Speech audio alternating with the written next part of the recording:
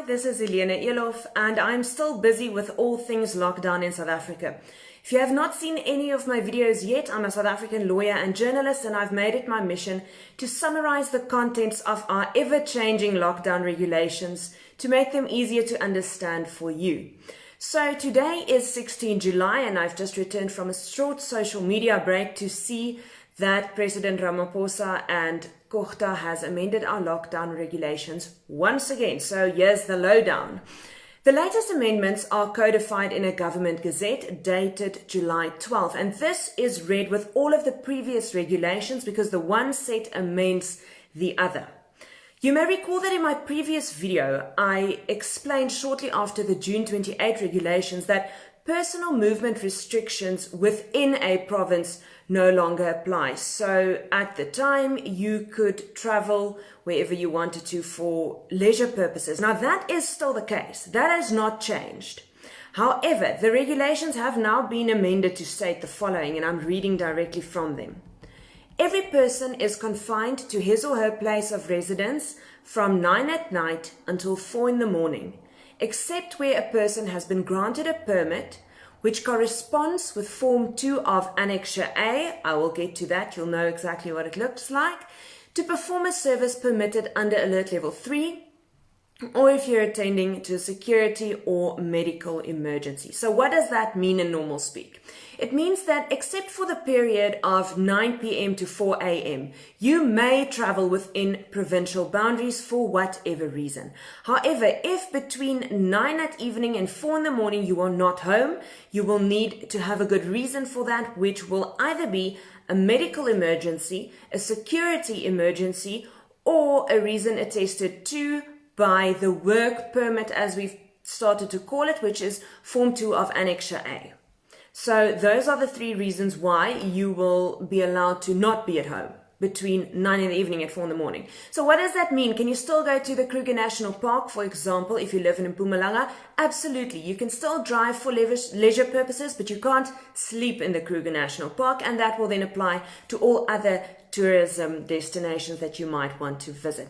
Please take note that in terms of the regulations, the newest regulations, there is a new Form 2 of Annexure A. Now that is the form that your employer issues to an employee, explaining that this person is performing a permitted service and may for that reason need to travel, be that across provincial boundaries or after 9 in the evening. So take note of that new permit. If you are an employer, just check out the latest government gazette regulations. I will also summarize the contents in a Caxton local media news feature, and I will provide you with the new permit in that feature.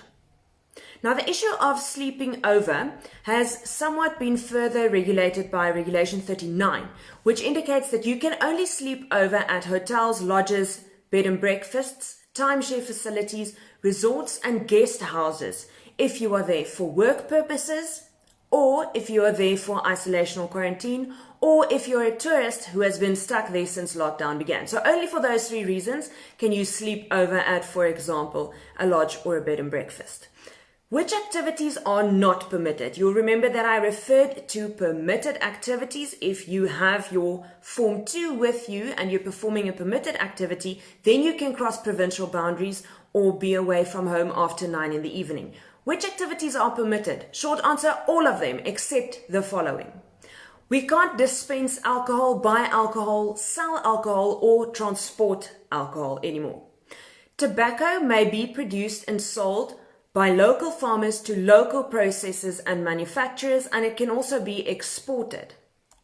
However, we cannot sell tobacco to members of the public and also not to those who sell to members of the public.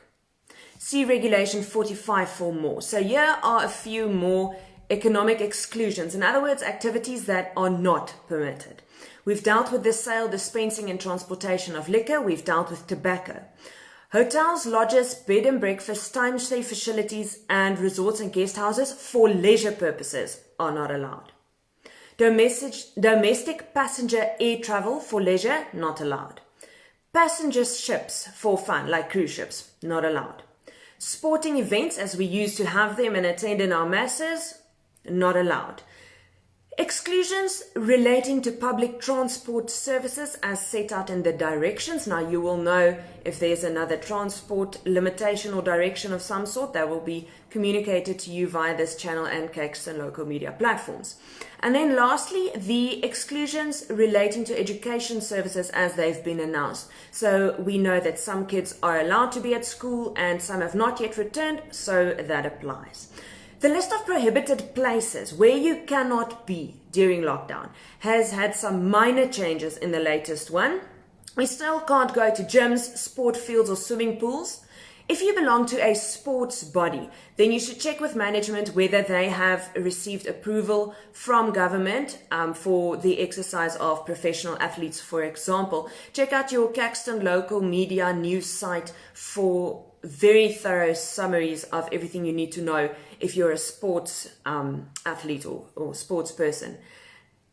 Next up, we have bazaars, fetes, nightclubs, festivals, music concerts, sporting events and beaches still not allowed.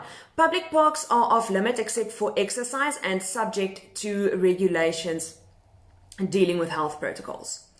Other issues that the latest regulations deal with: masks. You will find a lot in there about masks. So long story short is have your mask, wear your mask. If you're an employer, ensure that your employees have masks. Ensure that you have a COVID-19 protocol in place and that everybody knows the contents. Other than that, the rules hasn't really changed a lot, but masks is a big thing.